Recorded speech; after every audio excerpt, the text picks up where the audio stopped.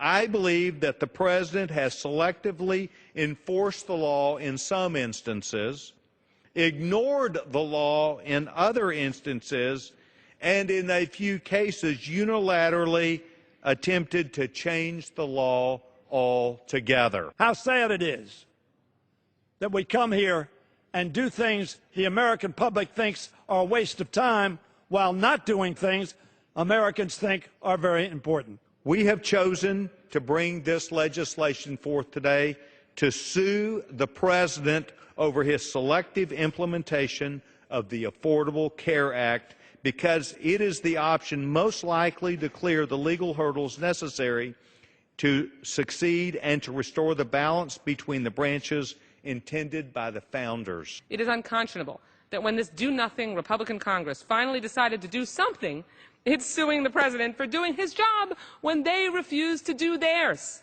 I wish I could say that this was politics at its worst, but I've heard too many in the Republican majority raise the specter of impeachment not to know better. This isn't about Republicans and Democrats. It's about defending the Constitution that we swore an oath to uphold and acting decisively when it may be compromised. Are you willing to let any president choose what laws to execute and what laws to change? Are you willing to let anyone tear apart what our founders have built? The Speaker does not have a good record when it comes to wasting taxpayer dollars on frivolous lawsuits. Let's assume the Republicans get the House to go into court and somehow overcome the standing question, which they will not. What is the remedy they seek? By the time it got to court, the provision in question will already have been implemented. So the Republicans want to waste $5 or $6 million of the taxpayers' money to go into court and say, Judge, please order the President to implement what he has already implemented. Simply because Congress chooses not to be the President's rubber stamp does not bestow upon him the power to circumvent the law. Conversely, when the President decides enforcement of a law might be politically perilous, he can't simply choose to ignore it. We are sent to Congress to make progress on behalf of the people of this nation, yet House Republicans spend all of their time and energy fighting this president. This administration has chosen repeatedly to flout the laws or try to rewrite the laws without going through the legislative process which our founders set up. Constitution, they're laying all over the place. Get a copy, look at it, understand the separation of power. From his first day in office, the Republican in the House, in this House, has never supported this president. Every olive branch he extended was broken. But today, Mr. Speaker, we have reached a very low point. This resolution to sue the president just goes a little too far. It is a shame and a disgrace. This unquestionably is impeachment light. On this vote, the yeas are 225, the nays are 201. The resolution is adopted. Without objection, the motion to reconsider is laid upon the table. The Republican-led House made time today to address something else entirely, approving a resolution authorizing House Speaker John Boehner to sue the president over Obamacare. Chief Congressional Correspondent Dana Bash joins us now. So what's happened now? What's gone on?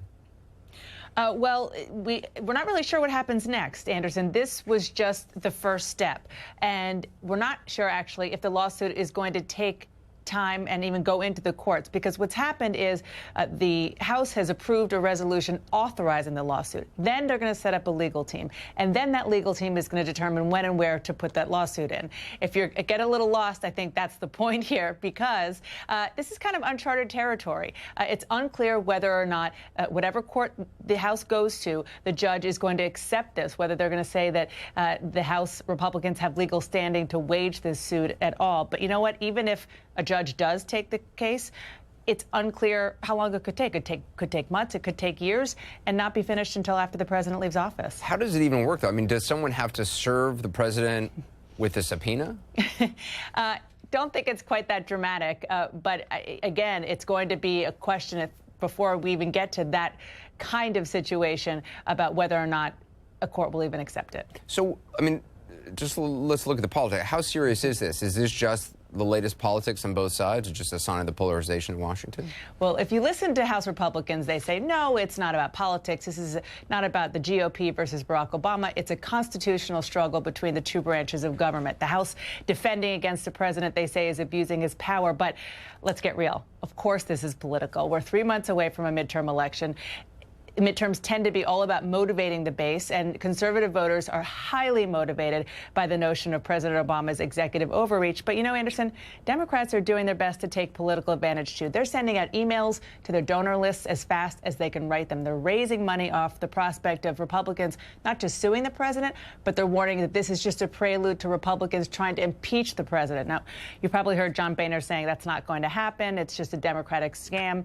But some conservatives are saying that the president shouldn't be impeached. In fact, if you look at the vote count today, there were about a handful of Republicans who voted no. It's not because they don't want to sue the president, as they think that's not going far enough. But suing the president is different than impeaching the president. Very different, because there's a very clear constitutional explanation for how Congress should impeach the president, and we've seen it happen before. Suing the president, again, seems to be the way that they're doing this in relatively uncharted territory. They want the third branch of government, the federal courts, to determine whether or not the executive branch really is overreaching when it comes to the power over the legislative branch. It does sound like something that now they can just campaign saying, look, I voted to sue the president, whether or not this thing actually even happens, even if this takes years and years and years, which, I mean, as we know, the court system seems to work. Anyway. Bingo. Yeah. You said it. All right.